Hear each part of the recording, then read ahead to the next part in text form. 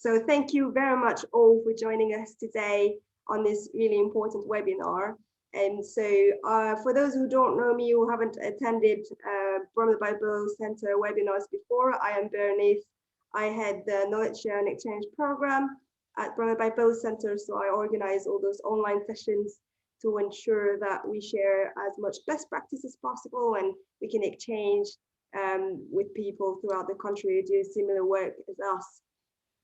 So today we're focusing on supervision, best practice for social prescribing link workers development. So we're going to cover a few things that are, we're going to cover a few things today around supervision. So that includes peer supervision and clinical supervision. Excuse me if there's a little bit of background noise. My flatmate is making soup behind me. So I hope you can all hear me properly. I'll speak loud. So just a few kind of housekeeping rules. Please do keep yourself on mute at all times unless you're asked to speak, because there's a few of us here. So just avoiding some background noise. You can ask questions and introduce yourself in the chat box. And a recording of this webinar will be available afterwards. It will be sent to you by email. I will also send the slides across so you can review it or send it to colleagues if they were not able to attend today. And if you have any problems or anything, you can just text me in the chat box as well. So today we're going to cover, like I said before, so Bromley Bible, what do we do in terms of supervision for social prescribers, so best practice and some tips and examples. So our social prescribing manager, Leila Shire, will talk to us alongside with Alex Strick, who is a social prescribing link worker. Then we'll have an introduction to peer supervision principles and supervision principle in general with Alice Everett, who is the Wellbeing Manager at Bromley Bible Center. We'll have a think together activity. So that's discussing in groups of 5 to 10 in breakout room, so we can kind of exchange tips and experiences. And then finally, we'll have the bigger picture covered and some new ideas for development and a conclusion with Liana Martin, who is the Regional Social Prescribing Coordinator for London. So a few of you may already know her. And so, but first of all, we'll have a little intro on supervision for social prescribing by my colleague Dan Hopewell. He's the Regional Social Prescribing Facilitator for London. So some of you may have already seen him as well on some conferences or online talks. So I'll hand over to you, Dan. Thank you very much, Berenice. And it's an enormous pleasure to be here with you all today. And looking down the name lists of participants who are on this webinar today, I recognize quite a few of you. So really welcome to friends old and new. And this webinar is around good practice on supervision. As we know, social prescribing is still in its developmental stage. I've been at Bromley by Bow for about 20 years now and have been supporting the development of social prescribing for well over a decade. Of course, it's more recently moved into the NHS in a wholesale manner in primary care networks with the appointments of literally thousands of new link workers in the last 12 months and the coming 12 months to go. And primary care networks are very much developing their practice around managing social prescribing and in particular around managing social prescribing link workers.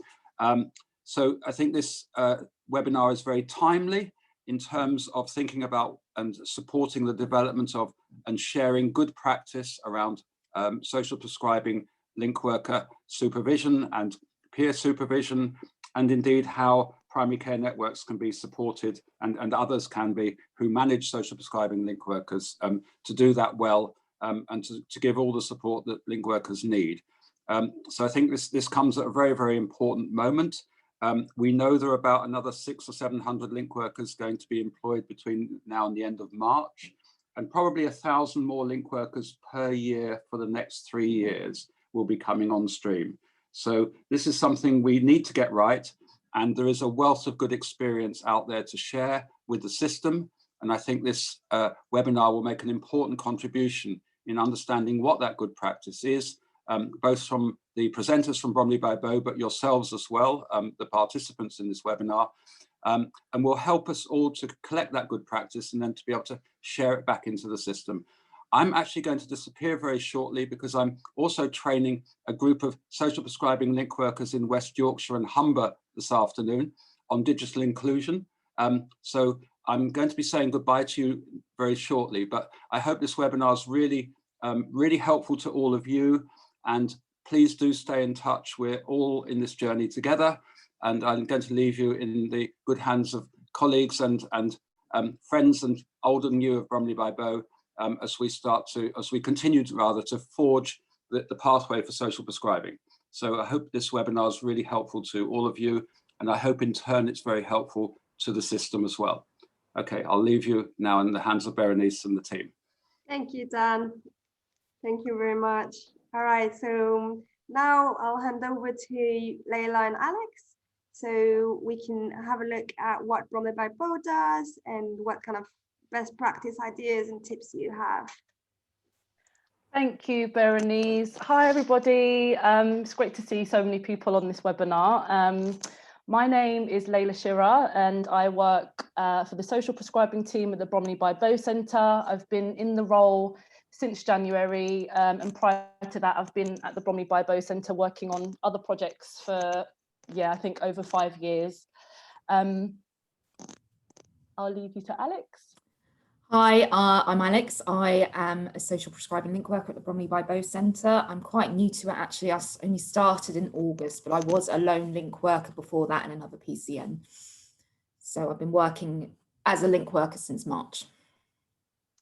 Thanks, Alex. So Alex and I are just going to go over some of the things that we're doing sort of as a team.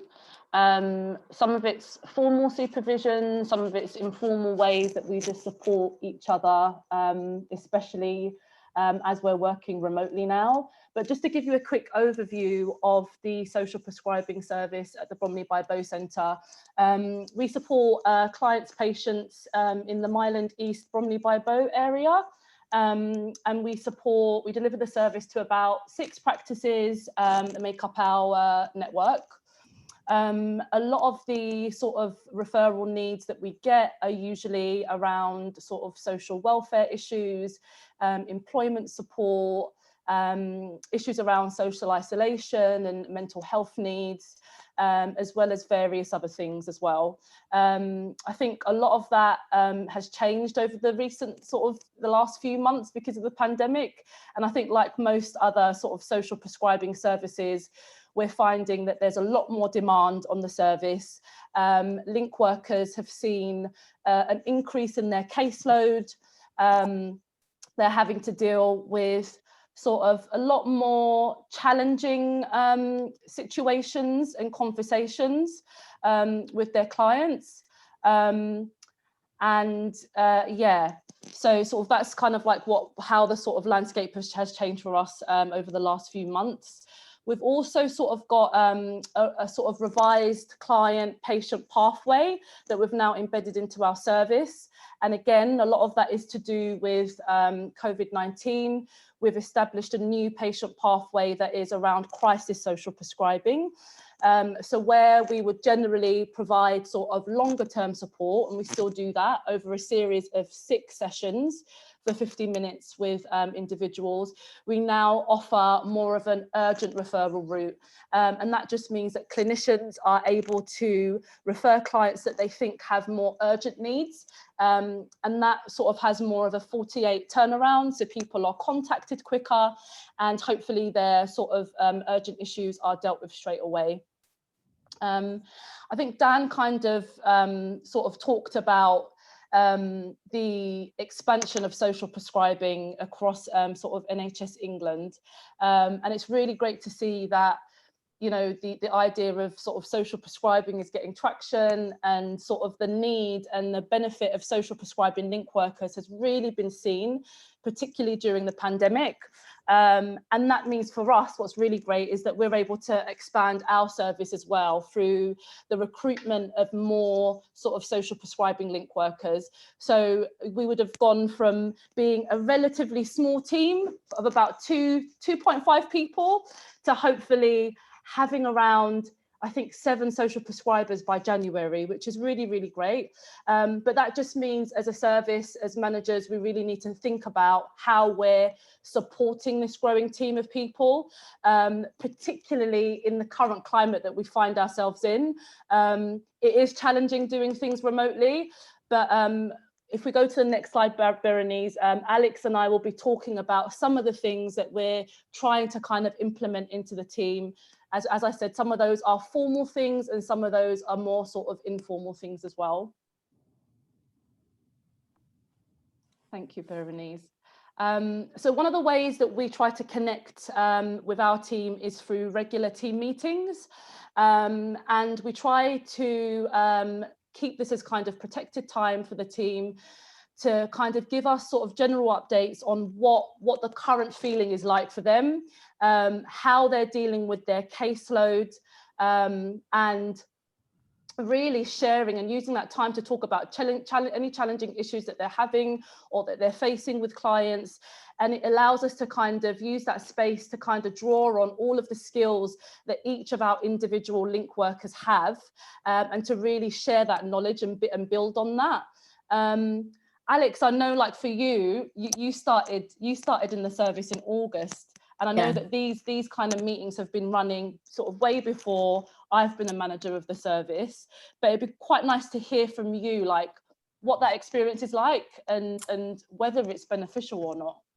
So for me, as a new link worker, this has been extremely beneficial. So before I was working in Bromley by Bow Centre, I was a lone link worker in a PCN. There were no team meetings. And to have this chance, A, to get to know my colleagues in the team on a weekly basis, and B, to actually share ideas, share concerns, has just been transformative for my experience personally. I think I've always been able to work in an environment where I can bounce ideas off of other people.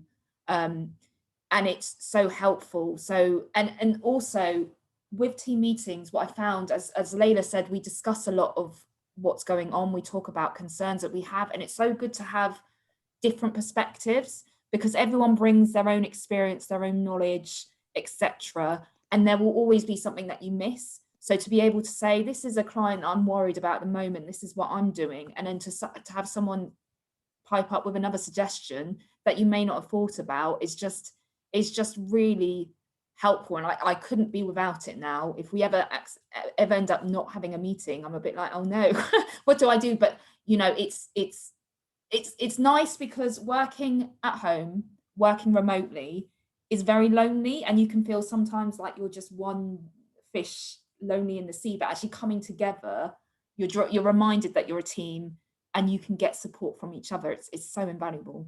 And I think like we were having a conversation as well, weren't we, that it's so much different from when you're in an office, because when you're in an office you can have loads of like informal chats with your colleagues that you don't necessarily feel the need to meet every week. And in fact we weren't meeting every week before the pandemic, but like you were saying, like it's so important to just feel connected to the people that you work with, because it can be quite isolating, sort of doing this kind of work over the phone. And, you know, not only that, but the kinds of information that you're privy to, the kinds of conversations that you're having with people that are in, you know, that are having some really challenging situations, just to kind of bounce ideas off of people in your group, it's been really valuable, I think, anyway. Another thing that we have implemented in the service is the idea of supervision with a psychotherapist. And I know Alice is going to talk a bit more in detail about what supervision is and the benefits of it. But just speaking from somebody that has supervision with a psychotherapist, and I know Alex, you do as well, and we all do, we have it once a month for about an hour and a half. Like, I can't tell you enough how beneficial just sitting with somebody is, and to have like protected space. And I think, and also a really great thing about having an external supervisor is that there isn't this connection to the organisation that you work for, that you feel completely comfortable to be able to open up and say what's going on for you.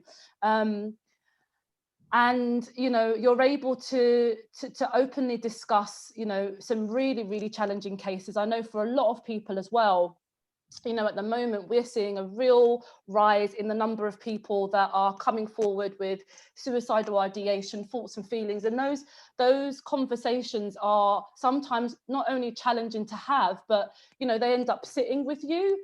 So having a psychotherapist deliver supervision has been like an absolute sort of godsend, if I'm honest. And Alex, you've been really lucky in that you've had the same psychotherapist supervisor since you started with Havering in March, and even through to kind of Bromley by Bow. What do those supervision sessions mean to you?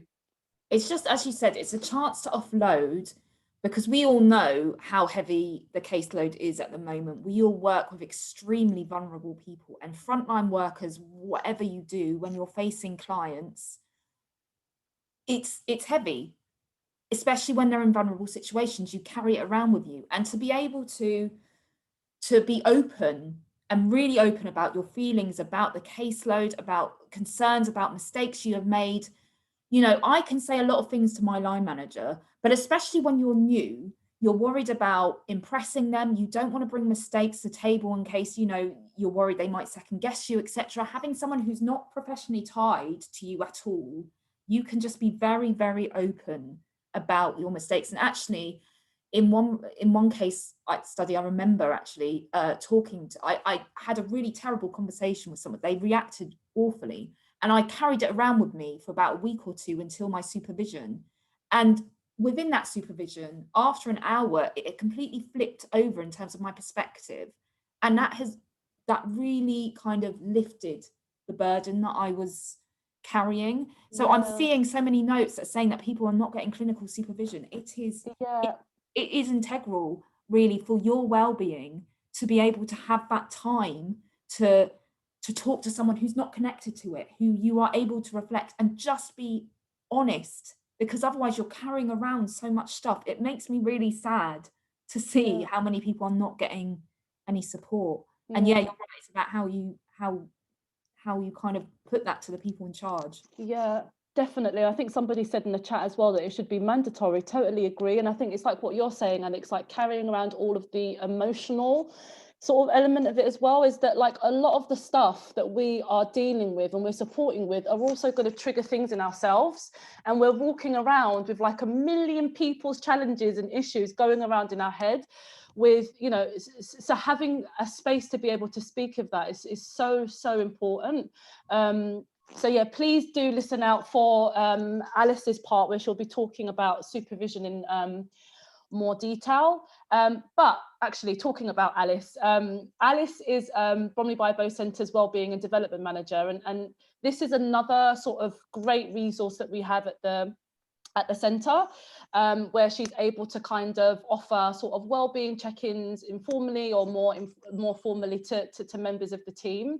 And her role really is to kind of manage the provision of wellbeing and look after the wellbeing of staff in the centre.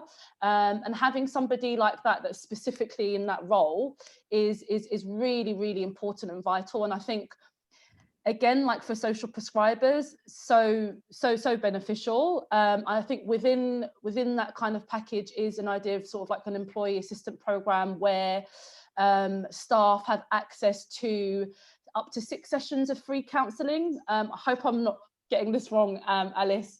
And also there is a phone line that staff can call if they want to speak to somebody over the phone as well. I think, Alex, you may have sort of accessed this kind of support in the past. I'm not sure.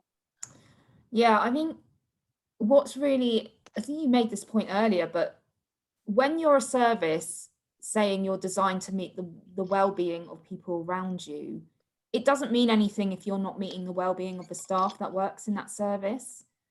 And that's what's, you know, that what makes me feel, that's what drew me to the Bromley by Bow Centre in the first place, the fact that there is such a strong wellbeing support service within that. Because as I said before, frontline service, working in a community in NHS, in whatever you're doing, it's tough. When you're client facing, it is tough, and you need some time for yourself. So to be working somewhere which actively puts things in place to support the staff tells me that they care about their staff, which means there's not going to be a big likelihood of high staff turnover, which means a continuous kind of service will be held for everyone. I think that's so crucial.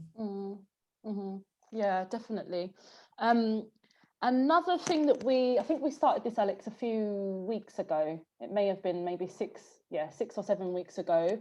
The idea of having like a social prescribing open hour at the end of the day. And I think this kind of idea came from, again, the fact that, you know, when we're in an office, we forget like how great it is to be able to come back from a client session and just maybe have an offload with a member of staff over a cup of tea, or, you know, by the sink, or, you know, from the Bromley by Bow Centre, we have a lovely little park, so like by the park or on a bench. We can't do those things anymore because we're working remotely. And I think there's this idea that staff, you know, can increasingly feel isolated, and sometimes it is that they just want to kind of offload and sort of decompress the day. And when you're in an office, you know, you have those rituals when you're finishing work at 5, where you can put down your, you know, your laptop or switch off your PC and tuck your chair and tidy your desk and physically walk outside of the building. And all of these things are really important steps and parts of being able to close down and end that kind of day of events. We're not getting that now as social prescribers. You know, we're having to deal with these conversations, and a lot of the time we're having to sit in the same space, you know, that we sleep in, or that we sort of lounge around in, like our living rooms. And the SP hour is really a dedicated hour where social prescribers can connect either through Teams, either through phone calls, either through WhatsApps, and just offload. That's something that we started a few weeks ago, and surprisingly, actually, it's been used a lot. And I think a lot of it is because sometimes, and I know Alex, me and you were talking about this the other day, sometimes you feel like a real burden if you're like, you know, I don't want to bother that person by calling them. I can see in their calendar that they're really busy, or, you know, they look like that they're, you know, they're not going to want to hear my problems. But with a protected hour at the end of the day, you don't kind of feel like that. And I don't know if you feel the same way, Alex, but I certainly do. Yeah, I mean, when you have access to your manager's timetable, you see how busy they are. It's a bit like, I don't want to intrude on you. You've already got an insane day. And so I need to try and keep it within me, and we'll just keep it to the next meeting. But actually having that dedicated hour means you're more likely to come forward with small little irritants or queries or questions you might have about a particular caseload. And the fact that, again, it's that time has been designated for you for that purpose.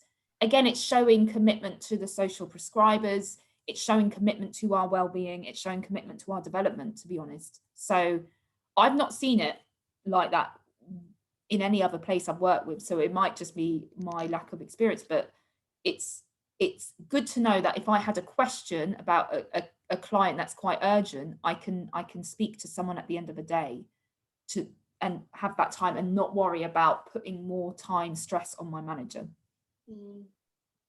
And this goes on to our last point, but it's about sort of the staff access that we provide to sort of BBC services and activities. And it's something that we were talking about again, Alex, where, you know, social prescribing is about improving the health and well-being of the people around us. Then we need to make sure that that's a priority with our staff as well.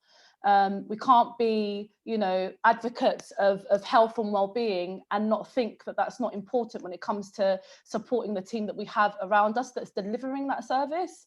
And so when we are doing those, you know, those signposting and the onward referrals to well-being activities to our clients, that we need to be encouraging the people that are delivering that service to also participate in those activities as well.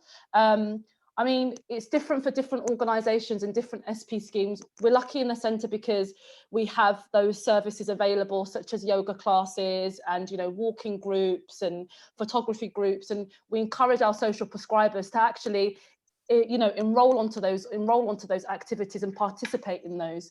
But even if you don't have services set up like that in your organizations, More Yoga, I know, is a great organization that offers free yoga actually to anyone with an NHS email at the moment. So just encouraging the team and encouraging them to get involved in things that are not necessarily about social prescribing, but is about their personal well-being, has a huge impact, I think, on not only how they feel about themselves, but then ultimately how they deliver the service. They'll be able to deliver the best service possible to the people that most need it. I don't know if you've got anything else you want to add to that, Alex. No, you said a lot of really what's so good about it, but essentially, again, it's dedication to the community, which is reflected in its dedication to the staff. If you're serving your staff as well as your community, that shows it's living out its ethos, right? It's there for that. And actually, although I haven't managed to access any of the services, it's good to know that it's there if and when I want to. And again, I just feel valued. I feel valued as a staff member, and that way it means I'm not going to look elsewhere for the time being. We have to look after our social prescribers because it's a tough job. And showing you're valued in any single way by putting support in place for your well-being, that's crucial for me. I realise I'm preaching to the choir, but I think it's, especially as a new link worker, I'll be honest, it's been good to feel nurtured, I guess, and looked after, rather than being left on my own to deal with quite heavy cases, the way that I'm seeing in the chat. Yeah. You want to be looked after by your workplace, I think. Yeah, definitely. And then a couple of things that we're sort of going to be implementing in the next couple of months is peer-to-peer support. So dedicated time for our social prescribers to connect with each other without line management, the involvement of line management. And secondly, we're going to be integrating sort of this whole idea of kind of doing role plays and practicing scenarios within our social prescribing team meetings. I think the idea of this came from was really social prescribers not always being confident to carry out certain conversations with clients. For example, we had recent challenges around how to carry out conversations that are about sort of bereavement and grief, but also conversations around suicide, and also just generally, like, I think it's so powerful to have somebody observe how you carry out a social prescribing session so that you can get really constructive feedback of what that looks like, what you sound like, how that's coming across. And so that's something that we definitely think we want to do in order to develop our social prescribers practice further. I don't know, Alex, I know like we talked about this when you first started the role, and you were saying that was something that you wanted to kind of be exposed more to, was sort of watching how other social prescribers are carrying out support to clients. Yeah, because I think everyone has their own strengths and weaknesses when it comes to connecting with clients. And as someone who has quite limited experience when I joined, because I'd started my previous role in a pandemic, I really wanted to see how experienced link workers carry out that kind of conversation and see how it's, modeling it and seeing what kind of practices I could take into my own conversations, what I like and what I can take forward. And I think you can learn from any colleague, really, no matter how old or new they might be to it. But especially, I think if you're a new person coming into the role, it can be quite intimidating, I think, to just be given this list of people with quite varying complex needs. So it's good to see someone in action, I guess, or just to try it out before you go. I think that would help your nerves a lot, Yeah, definitely. Those are some of the things that we're doing at the moment. But yeah, I think we'd love to hear like what everybody else is doing, because I definitely think there's sort of potential for us to really exchange and learn from each other. I'd love to hear like what everyone else is doing, either like through the chat or just send Alex and I an email if you want to connect and talk further about this. But thank you so much for having us. I don't know whether we've gone under time or over time. I'm really bad at keeping time. So Berenice, I don't know. do you still want us to chat, or should we take questions? Yeah, let's take questions if anyone has any. Actually, I was thinking, so thank you so much. This is really helpful, and a lot of people have been sharing what they do and their situation as well in the chat. And this has definitely kind of, touched people and stuff, what you were saying. I think let's have Alice do her presentation, and then after that we can take questions all together, because I think Alice may answer some of the questions in her own presentation. So thank you so much, both. We'll get back to you in a second. Questions. Hi, Alice. Hello everyone.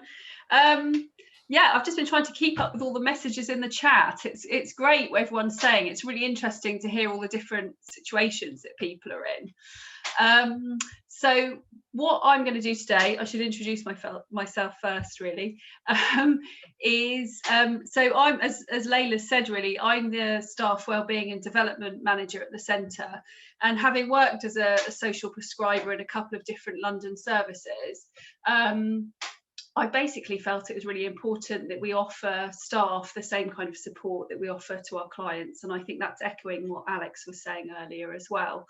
So again, preaching to the converted, but it's about being able to offer staff a whole range of holistic support, much as we do with our clients. Outside of the Bromley by Bow Centre, I also work as a therapist. And so I've had quite a lot of experience of supervision in a few different contexts, and also if anybody wants to get in touch, if they're sort of looking for a supervisor for their link workers, then yeah, please drop me a line. So that's who I am. So what I'm going to do today is I'm just going to sort of drill down and focus in on what supervision actually is, because I'm aware from, you know, listening to people talking, looking at the chat, it might be that we all have a slightly different idea about what supervision is and how it might help us. So I guess I'm just taking this sort of down to the basics, really, to talk about what it is. So I thought it would be really good just to start with a couple of quotes, just to hear how other people are describing it, really. And I think the second one is particularly useful. But the first one we've got here is, you know, supervision is about sharing, showing and giving support to help another person make progress and feel comfortable in their work. And I quite like the simplicity of that. I like the focus on actually just sort of helping and supporting. The second quote is a little bit more detailed, and I'm going to break it down on the next slide, but I think it's really good. It's really all-encompassing. So supervision is a joint endeavour in which a practitioner, with the help of a supervisor, attends to their clients, themselves as part of their client-practitioner relationships and the wider systemic context, and by doing so improves the quality of their work, transforms their client relationships, continuously develops themselves, their practice and their wider profession. So that kind of covers all bases, doesn't it? If we can go on to the next slide, we'll just break that down a little bit. Because I think it's really interesting hearing Layla and Alex talking about their own experiences of how supervision has been really helpful. And I just think it's so important for all of us to remember the levels on which it's helpful and the levels and different areas that having supervision actually benefits. I have to apologise for the clicking sound in the background. My cats are obviously deciding to go in and out of the cat flap at this point, so hopefully that's not too distracting. Okay, so the benefits of supervision, or what supervision benefits. So the first one is that it benefits the learning and development of the supervisee. So I think we all understand that, and I'm sure a lot of people have had experience of that. It also benefits the clients of the supervisee and the quality of the services. It also benefits the organisations that that employ the supervisee in terms of the effectiveness and efficiency of the work, and it also benefits the ongoing learning and development of the profession. So again, I really like this quote because it's looking at the many layers, and it's actually sort of widening out in terms of the benefits. So it's looking at not only the actual link worker in the role and the benefits to them in terms of the support, you know, the help, the development. It very obviously benefits the client because then they're getting a good service, but also it benefits the organisation And again, you know, we keep talking about this being a growing profession, but it can only enhance the profession further. Basically, I think it's a really, really good foundation to all of those elements. So if we can go on to the next slide, we can just sort of talk about why we need it. Now, again, I think a lot of this has been covered by Alex and Layla, so I'm really just supporting what they're saying and supporting their experiences of it. But basically, supervision really helps us to develop our awareness about how we actually work. It gives us really good support in actually dealing with some of the client issues that come up for us. And again, as Alex was saying, it really helps us to manage the emotional elements of the role. And I think everybody here is so aware of the changing landscape of, you know, support services for people who are facing various challenges, whether that's sort of practical lifestyle challenges, mental health challenges, you know, with services changing and accessibility perhaps reducing or funding reducing, and some of those statutory services perhaps a bit more limited in what they can offer these days. It obviously means that a lot of these kind of services are working with people who they might not have done in the past, and that level of complexity is increased. And it might be that, yeah, people are dealing with much more sort of difficult situations.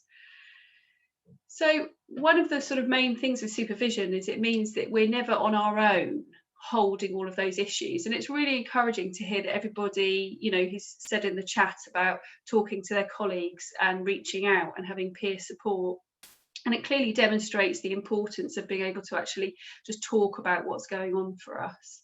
And again, you know, I'm sure you'll all have heard of this already, but I think working on the front line these days, you know, people are much more susceptible to things like, you know, feeling burnt out, having compassion fatigue, you know, feeling overwhelmed.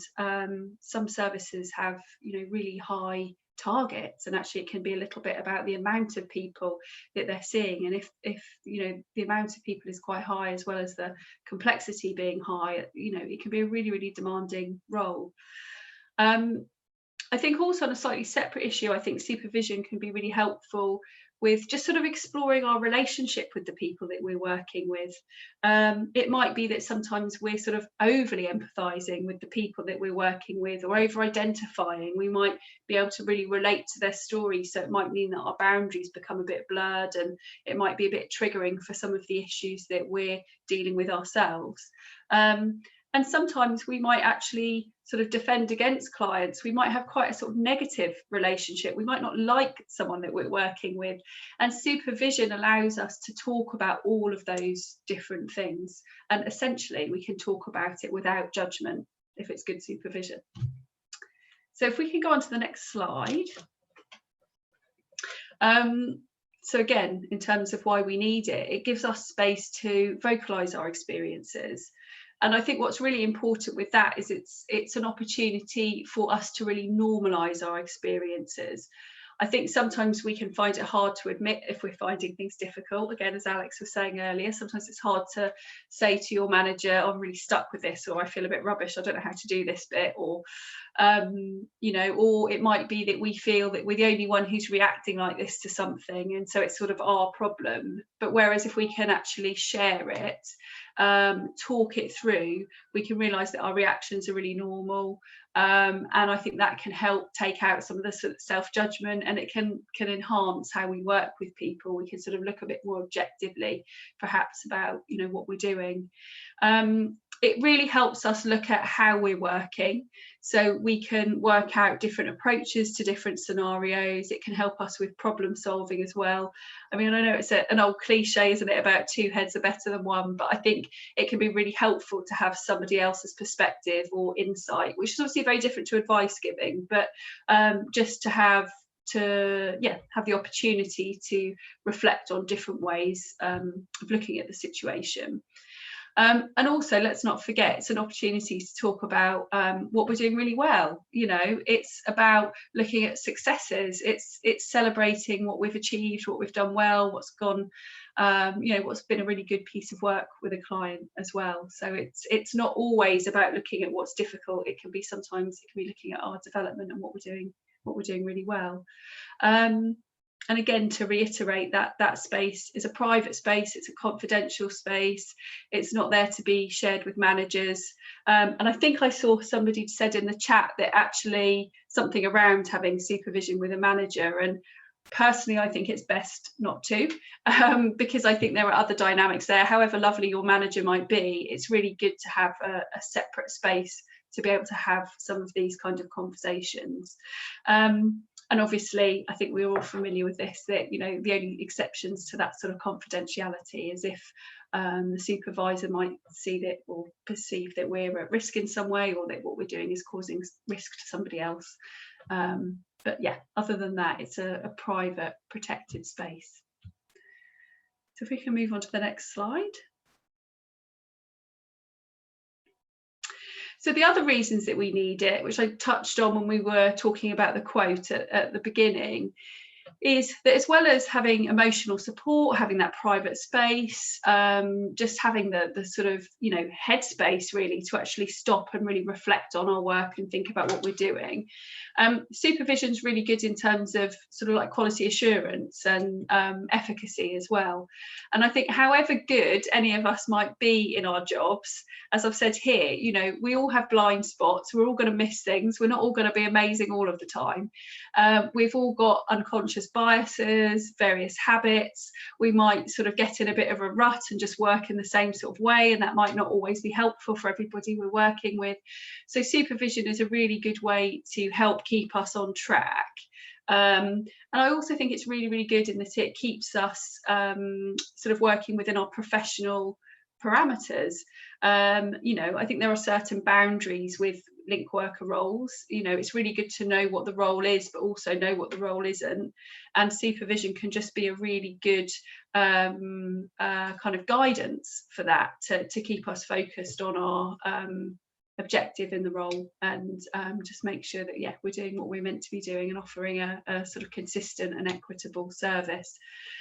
Safeguarding is probably an obvious point as well, isn't it? That, you know, in a lot of our roles, safeguarding issues might come up. And we'll all have our own safeguarding protocols in our organisations, but as we know, safeguarding issues aren't always very black and white. And supervision can be a great place to talk through any concerns. It might be that we've got the gut feeling, there's no evidence for something, but we've got a feeling that something's not quite right. So it's a really good space to be able to discuss those kinds of issues as well. Okay, next slide, please. Okay, so I thought it might be helpful just to talk about the different types of supervision, because I think we can often give different labels to supervision, and I thought it might be good just to have that conversation. So sort of traditionally, clinical supervision was really supervision that focused on the client work of generally people who, so like a sort of qualified therapist or a trainee therapist, counsellor, or psychologist, and supervised by a clinician. So it was very much about working in a clinical setting and offering that clinical supervision. So supervision for non-clinical staff would be supervision for other frontline workers, and that would include link workers who may or may not work in clinical settings. So you might hear people talking about clinical supervision, talking about supervision for non-clinical staff. Now, I think the main point I want to make is we don't really need to be too worried about the definitions here and the different labels. I think some people might use the term clinical supervision in non-clinical settings and vice versa. I think the clinical tag probably derives from the original use of supervision in clinical settings. But I think, as we're all acknowledging, there's a much more diverse workforce these days. So people who, I don't know, 10, 20 years ago might have gone to see you know, therapist or a counsellor might actually be supported by a link worker these days. It might be that they're supported by other frontline workers. So I think that sort of delineation between clinical supervision and the non-clinical supervision is probably a little bit more blurred these days. So again, I think my main point here is to not get too sort of caught up in that. It doesn't really matter, I think, what we're necessarily calling it. I guess the main difference to talk about here would be supervision that's led by somebody who might be a qualified therapist or has got some kind of experience with supervision, and peer-led supervision. So we've talked a bit about peer-led supervision already, and I guess this is quite obvious, but peer-led supervision is led by your peers. It's a much flatter structure. It's made up of a group, or it could be 2 people with the same or similar roles. It often has an agreed structure, agreed roles and responsibilities, but it usually has that very sort of shared equal ownership. You don't necessarily have someone who's leading that group or that session. And again, supervision can be on a one-to-one basis, or people can have group supervision, whether that's clinical, non-clinical, or peer-led. And I know in these days everything's online, but obviously, I mean, in the past it could be face-to-face or online. So hopefully that's clear. We can always discuss any of this later. I've got one more slide. Thanks, Berenice. So I think it's also good to say what supervision isn't. And it's by no means to say that this list of things aren't important and aren't helpful. I think all of these things are very helpful, but it's just making that distinction between supervision and other sources of support. I think it's really clear, or it should be really clear, that supervision is not the same as having a team meeting. And I wonder whether, and again, I can't keep up with the chat, there's a lot of it going on at the moment, but you know, I think if you're just having a team meeting and your manager's there, it's great to have a wellbeing section in that meeting. It's great to have a check-in about how people are doing, but I'd say that that's quite distinctly different from supervision. And I think supervision isn't it's about your performance in a sense of talking about how you're feeling in your role, how you're working, but it isn't about whether you're meeting targets or outcomes and things like that. So there is a distinction. It's also not therapy. I think sometimes supervision can feel like therapy. And I think very often we might bring stuff that feels quite personal to supervision. It might be that they're, again, working with a client has triggered something personally within us. Or yeah, it could be that, you know, something has come up for us at home and it's impacting on our work. But again, I think it's really important to look at how those two things would be different. It's also more than a chat or an informal catch up with colleagues, even if it's peer supervision. I think having informal chats is so important. It's not saying that's not important. I think all of those, you know, as we say, those chats by the kettle or the chats after the team meeting, all of those things are crucial, but they're separate to supervision as we're discussing it today. And the other thing that I just want to say is that supervision isn't a test. It's not about being caught out. It's not about having to kind of show your best self and hope you're doing your job properly. It should be a place where you can be really honest. You can say, do you know what, I think I was really, you know, I could have done that session a lot better, or I'm really struggling with working with this particular issue, or I just don't know how to help someone who's bringing this. That's what it's there for. So it's not there to, like I said, to be sort of caught out or having to prove that you're worthy of doing the job. It really is meant to be a very sort of supportive, inclusive environment. Okay, so I whizzed through those a bit. It's a bit aware of the time, but I'm going to leave it there. Really happy to chat to anybody about any of this if anybody would like to get in touch, and I'll hand back to you, Berenice. Thank you so much, Alice. That's very helpful. Thank you very much for this. We're not going to go on to questions. Oh, that's not that. So we'll just do cover a few things and ask questions to you, Alice, Leila, and Alex. There were quite a few questions and quite a few things in the chat, so we can maybe cover a few questions. I think we've pretty much covered how to make supervision effective. There were a lot of questions about kind of around not having clinical supervision set up.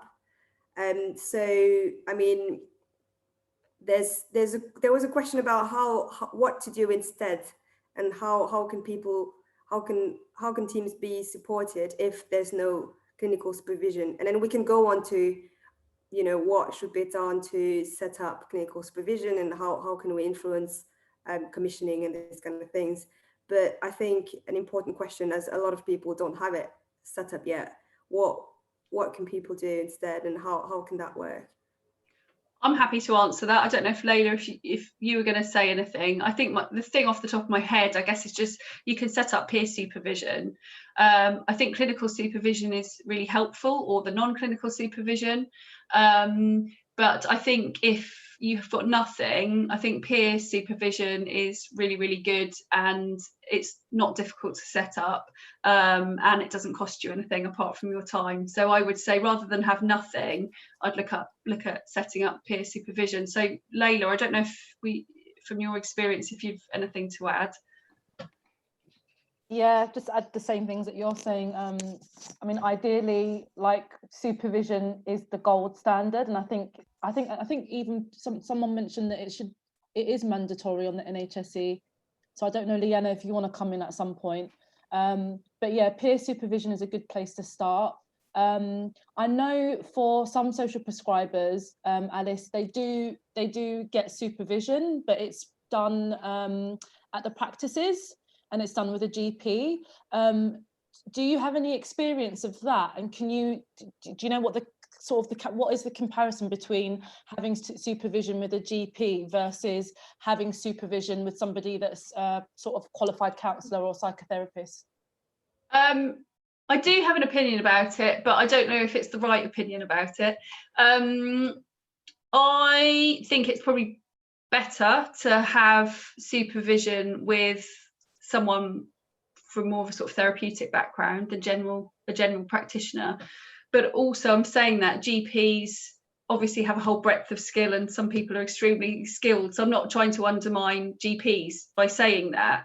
But I just think working as a GP is a very different approach to working in more of a sort of therapeutic way with people. But I don't know, there might be loads of people here who disagree with me. I'd really love to come in on that, because I feel like everything you're saying is totally right, but I think there is, and one of the things I'm going to talk about in my bit is there is a real need for, there's a lack of awareness about the complexity of the work that social prescribing link workers are doing. And I think the link workers that are going into PCNs, even if they are based within a voluntary sector organisation, they need the GPs and the clinical directors to understand the complexity of what they're doing, in order that they have a better chance of making sure they've got the right caseload, they've got the right referrals, they're getting the right kinds of support for the work they're doing, they're getting the right time to reach out to voluntary sector organisations that they should be making referrals to and possibly leaning on when they need advice on particular cases.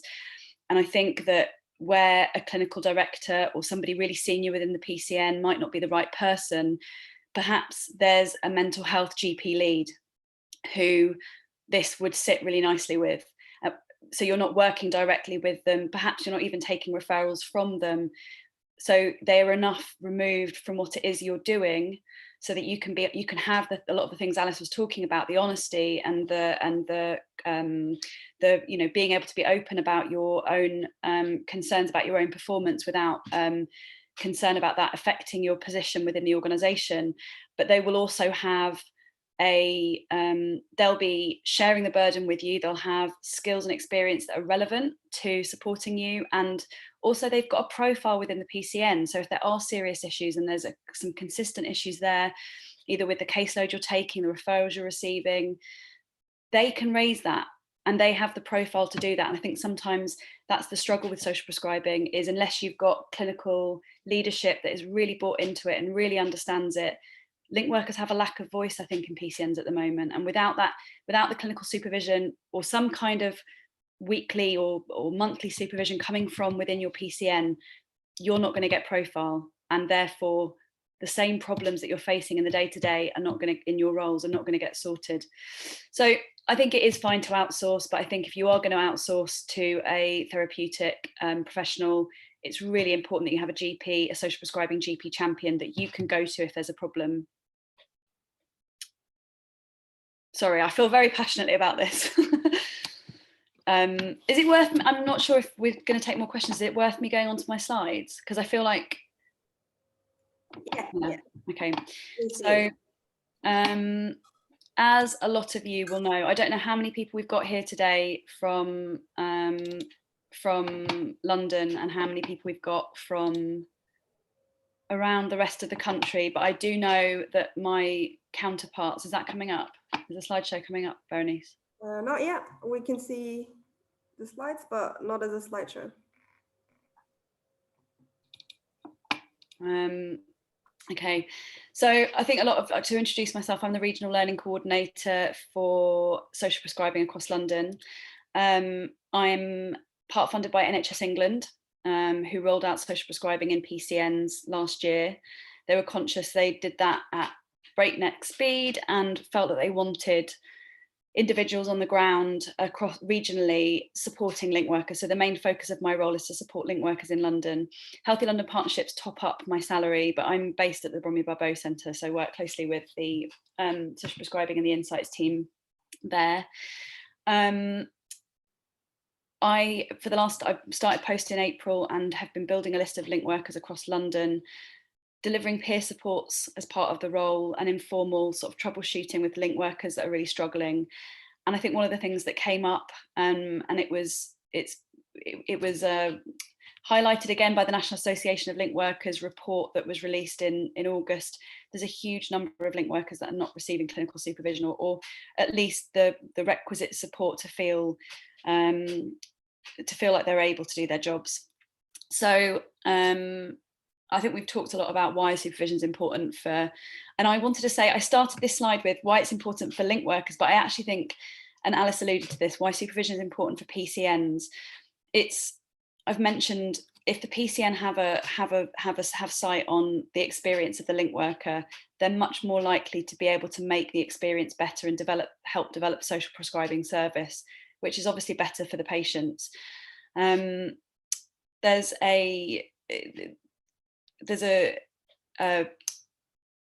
We decided that we wanted to, the National Association of Link Workers had, I think maybe only had 25 or 30 returns from London on their survey. So we decided we wanted to go into this in a bit more detail, understand what the source of the problem was. And some of my counterparts in other regions used the same questions on the survey, but largely it was co-produced with link workers across London. The survey went out in September and we're just processing the results now. So we had a really nice return, 38% of link workers across London replied to the survey. A shocking 61% of link workers are without a named GP supervisor or have one, but have never received any clinical supervision. And you might think that's because they're new in post, when actually I think the average number of months that a link worker had been in post that wasn't receiving any supervision was 7.5 months. So I'm sure that there is no coincidence that throughout that time there's been a global pandemic happening. Another thing that came out of the survey was link workers aren't using SNOMED codes. I'm not going to talk about that too much today. There is a video on our website around like a micro teach on how to use SNOMED codes. This is important, but perhaps we'll come on to that in a separate session. There is some really good practice to build on. Those that are receiving clinical supervision are having a really good experience of it. And I think in some of the, looking at the both the qualitative and quantitative data, there's a definite correlation between link workers, the link workers that are better integrated in their PCNs and receiving clinical supervision are enjoying their jobs a lot more. This is just a bit of interesting information about what's happening in the different STPs across London. I asked link workers what they thought was the issue, why aren't they receiving it? And I think the most overriding return is that there's a lack of awareness about what social prescribing is and what link workers are doing and the complexity of the cases that they are supporting. And this is largely because there's no integration. In a lot of cases, the link workers are not integrated. They're not attending practice meetings or PCN meetings. Maybe they're not involved in the MDT meetings, not having a GP champion. a social prescribing champion is tricky. And so I would say to any of you that are not receiving this support, go and find your mental health GP lead and have a conversation with them, perhaps see if this is something that they can support you with.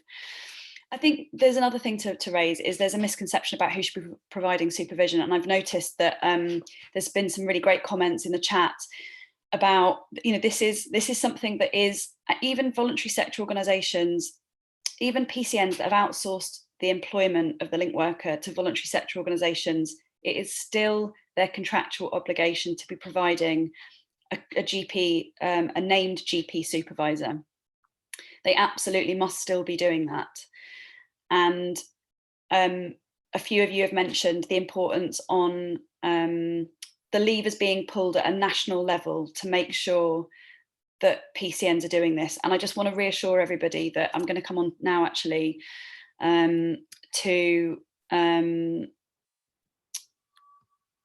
I'll come on to actually to the survey results and what we're doing with them, because a big part of doing this survey was to try and raise awareness at both a national level and a local level that this is an issue, and to try and get link workers involved in the discussion around what some of the solutions might be. So I've been presenting the key findings to STP commissioners and really pressing upon them that we need to be finding the levers in the local system to be supporting and encouraging and giving guidance, the best guidance possible to the GPs in order to talk about how to support social prescribing link workers in a more meaningful way. A London-wide paper on this will be circulated, and I'm following up with one-to-one with any of the respondents who've had an issue. So if any of the London link workers, or any actually link workers from any of the regions that are on this call that have had an issue and they've not had an opportunity to feedback it through the survey, do get in touch with your regional learning coordinator. You can find the details of them via the Social Prescribing Future NHS collaboration platform. We're going to be co-producing a guidance document around what good clinical supervision looks like. And I'm sure that will lead on to training for GPs and clinicians. We're presenting to the clinical network on Friday and hoping to get some good discussion around how to really put pressure on PCNs and build capacity, actually, because I think in a lot of cases, time pressures are a massive issue. So what are some of the creative ways we can think around that? How can we find somebody within the PCN that would be interested and have the skills to be this support? I think I totally agree. Alice and Layla both read my mind. What do you do if you're not receiving this supervision? Peer support is really important. And I think it's made me, I think one of the next steps for us is going to be to do a peer support health check across each of the boroughs, and we'll be available, and possibly we'll do a micro teach around setting up your own peer support group at a borough level or a service level, if you feel that would be useful. Some of the other ideas that came out of the link worker survey, link workers saying the things that they want is protected time. So I think this is obviously going to go into the guidance, and a group case study approach to supervision. So I think the peer supports that I'm delivering certainly will be focused around tackling challenging caseloads. So here's some resources that I thought might be useful to share with you all.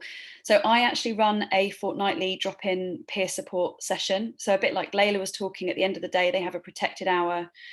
Once a fortnight, there's an hour and a half where you can just sign up, get the Zoom link, and there'll be an open session just to have a bit of an offload. It's a pretty free session. It's a place for link workers to come and just offload and talk about what they're struggling with. There's also a 6-weekly STP-wide focused discussion on challenges. Now, this is obviously very London focused. My counterparts in other bits of the country, if that's where you are, will be doing something very similar. So get in touch with your regional learning coordinator to find out when those peer supports are on and what extra support you can receive from them, either in one-to-one troubleshooting, or perhaps you've got an idea to set up a peer support. They will help you in getting something off the ground. there's also some really good resources. I think for any of you that aren't receiving clinical supervision right now and you're struggling to link up with your peers, the free coaching and mentoring offer for NHS workers is absolutely fantastic, and it's available to all the DES funded link workers who are on the call. And I think actually any of those that are connected in some way with the NHS, I'm sure would be able to sign up for that. And then there are obviously free counselling and resilience chats, and there's lots of things flying around at the moment for people that are working in the NHS or at least on the front line of the COVID response. So yeah, I don't know if there's any questions coming through. I've shared my screen, so I can't see the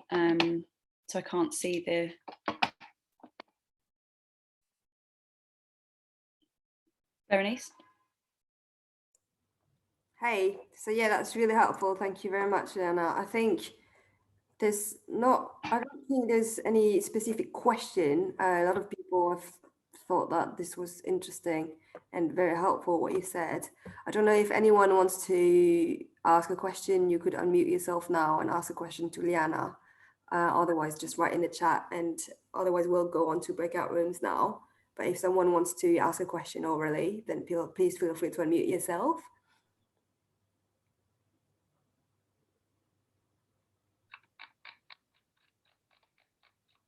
We've answered all the questions. I mean, I think it's very reassuring that you're talking about this work on the feedback and putting this back to national level and this kind of thing. So that's really helpful. I think a lot of people have expressed their worries that their PCNs were not reacting and this kind of things and not setting up clinical supervision. So that's really helpful to hear that. It seems that the voices of link workers has been difficult to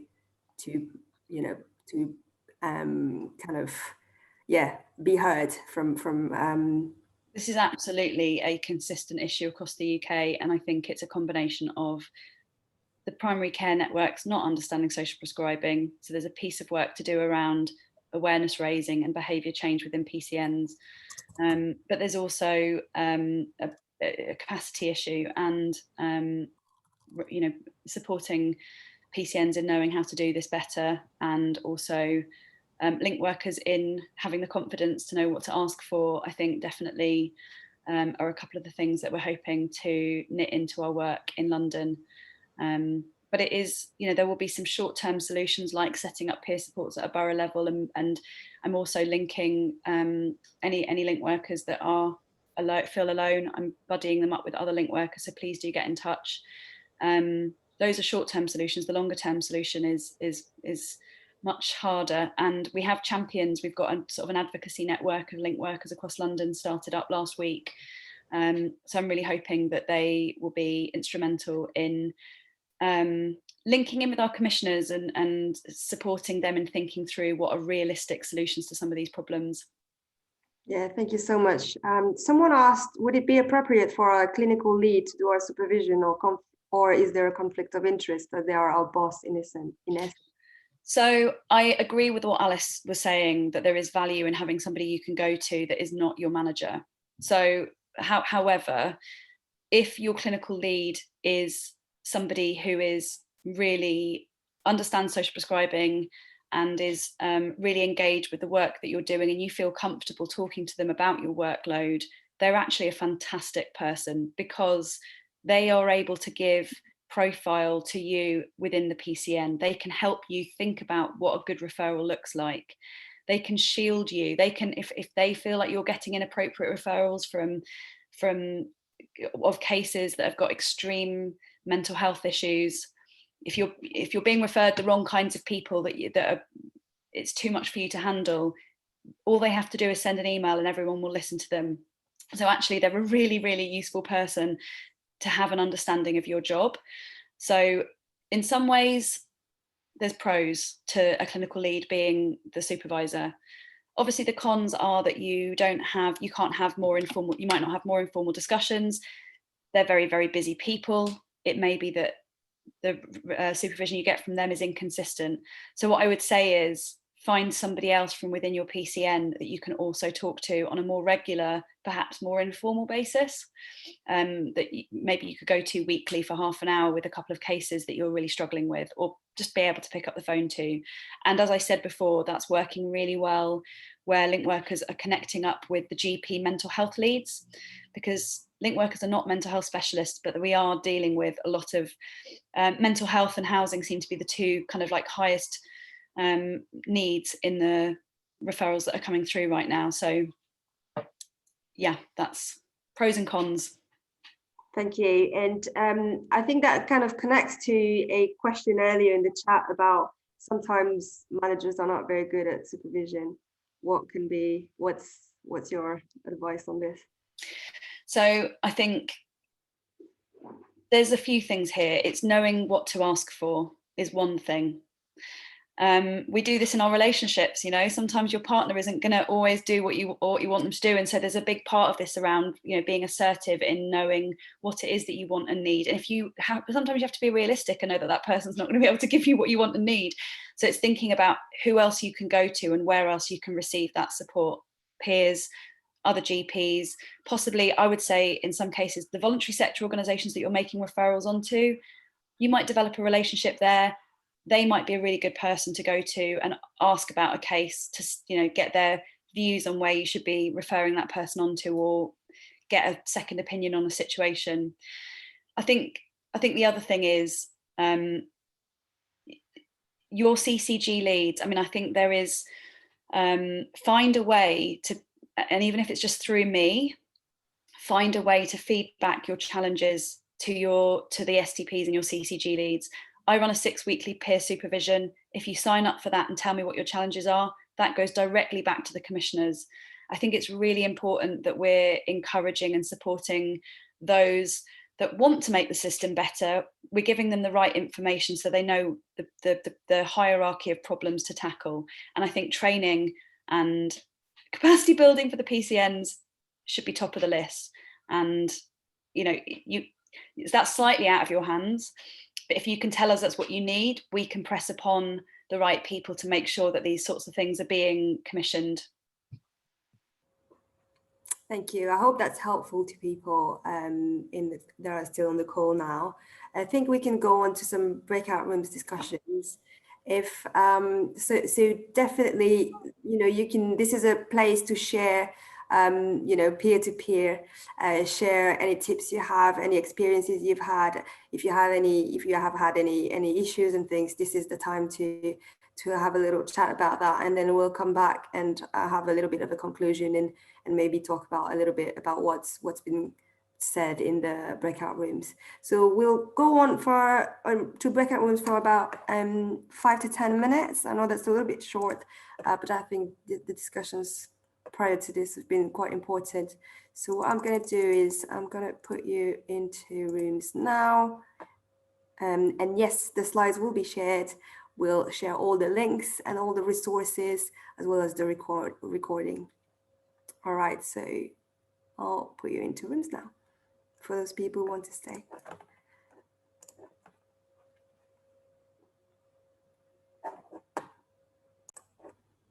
All right, welcome back, everybody. Welcome back. We're all back in the main room now. So I hope you had good conversations all together in your different groups.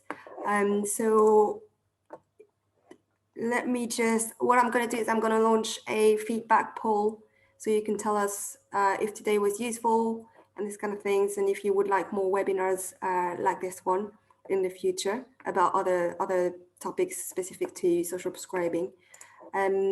So does anyone want to feedback from their group discussions? That's very much of an open discussion now. If someone wanted to feedback from that, then please feel free to unmute yourself and let us know if there's anything specific that came out of your discussion in the group. No one wants to feedback, that's all right. You can also put it in the chat function if you prefer not to speak orally. We really hope that today was helpful. I know a lot of problems have been kind of mentioned in today's webinar, and it's in a way, it's good to know what people are going through. And as Liana mentioned before, it's really helpful to know what link workers, you know, how they feel in their work and what they feel they need. This is really important. And I hope, you know, I hope you have all kind of been a little bit reassured in terms of what's being done at a PCN and national level. Obviously, there are some solutions in the meantime. So like we mentioned, a few best practice for peer-to-peer support, for example, and these kind of things. There are some things in place, and bigger change take a little bit more time, I suppose. But that's all ongoing. I don't know if there's anything you want to add, Liana, to conclude.